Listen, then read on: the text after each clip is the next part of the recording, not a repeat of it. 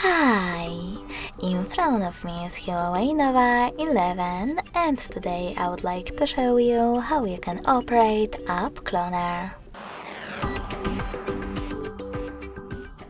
First of all, go into Devices Settings and scroll down to Access, Apps and Services over here.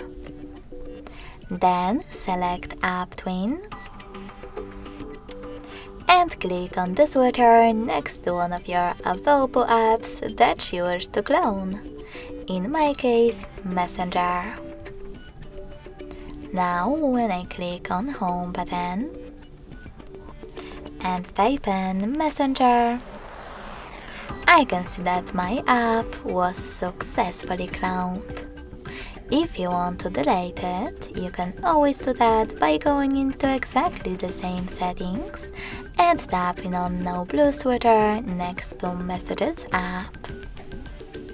To confirm your choice, click on Close in the pop-up. Thanks so much for watching. If you enjoyed this video, don't forget to leave a like, comment and subscribe. Bye!